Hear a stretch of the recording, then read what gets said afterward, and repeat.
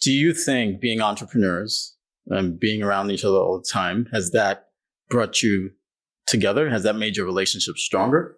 Yeah, I believe it has.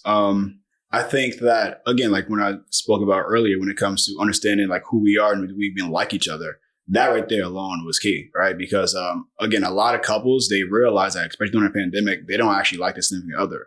So we had to act like we actually like each other. And yeah, I actually like her. She's pretty cool. Yeah.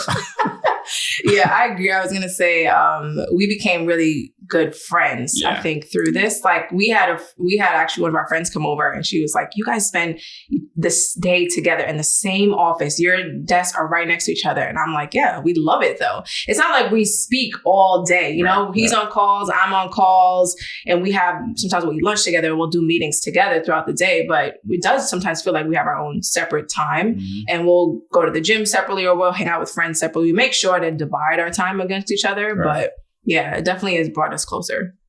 One of the things I've always appreciated are couples that can work together.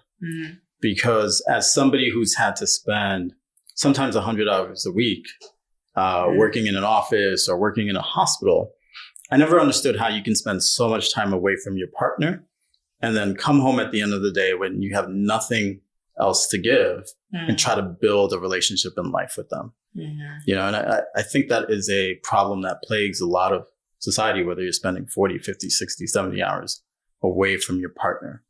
Do you guys ever feel like you spend way too much time together?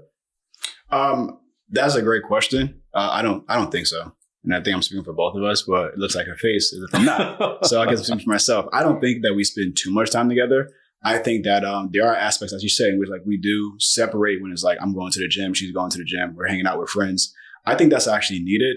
At the end of the day, it's like I don't want to spend as much time with anyone. It doesn't matter who the person is.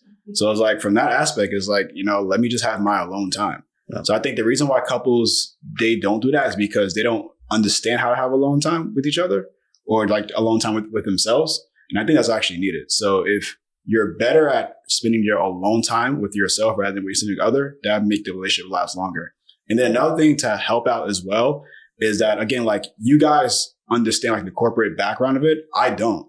So I think that for me, if I was in that type of corporate job in which I'm, you know, away from home, like, you know, majority of the week, it'll be more difficult for our relationship to actually work out because I have the stress of my corporate job as well as the commute and everything coming back. And now I have to be, you know, a husband, you know, a father, regardless of what the person is when they come home. So from that frame looking in, the relationship 1000% would not be the same. I agree. You asked if we spend too much time. Do you ever feel like you spend too much time? Sometimes, yes, to be completely honest. Sometimes this is coming from someone who's like always wants to be around me. I love spending time with my husband, but I do feel like sometimes I just want to be alone. And I think too, like we were born and raised in New York. We were at a place where we had our own lives, right? And we moved to a state where he has family. I have no family. I don't know many people there. I had to like rebuild a community. So I felt like my whole community was him at a point.